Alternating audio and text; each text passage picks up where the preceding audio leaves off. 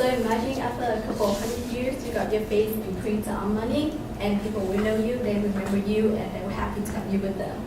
So today I'll talk about Benjamin Franklin, and I have done a lot of research on him through books and online resources, so I can guide you guys through his childhood, then to his middle life as a social contributor and scientist, and lastly, how his life involved in politics. So let's talk about his childhood. He was born in January 1706, and this is his birthplace in New Street, Boston.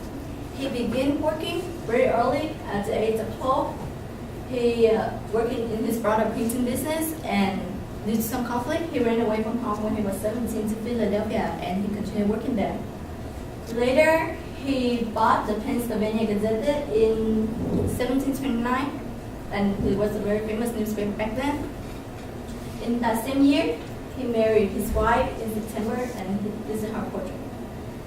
Later, in 1732, he published the first edition of Poor's Almanac, and it's a type of calendar where it tells when the sun rises and sunset and how the weather predictions. That help the farmers know when to plant their crop, which is why it's important and well perceived by many people.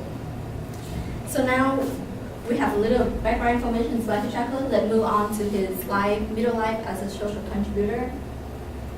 And this public concern here, according to Charles Eliot in the autobiography of Benjamin Franklin that was written in 1909, Benjamin has known to concern himself more and more with the public affair.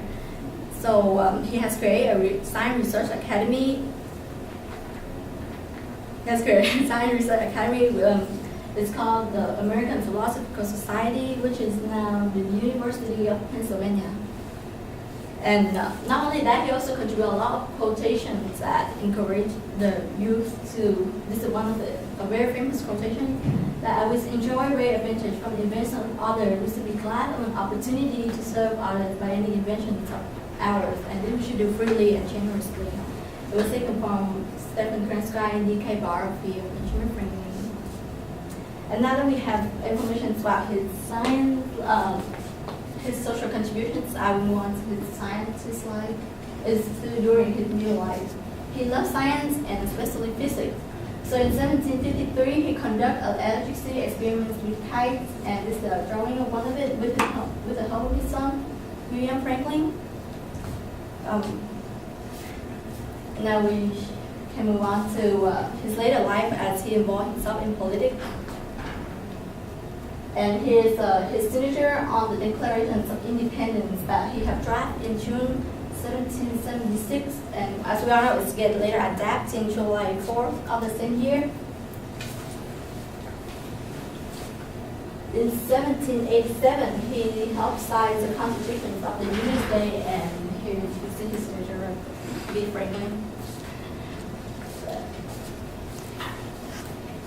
So, like Ryan Randall has said in the introduction to the book titled Benjamin Franklin, Inventor, Writer, Picture, a Life of Full History and Achievement. I don't like Benjamin Franklin. It's hard to fit into one book.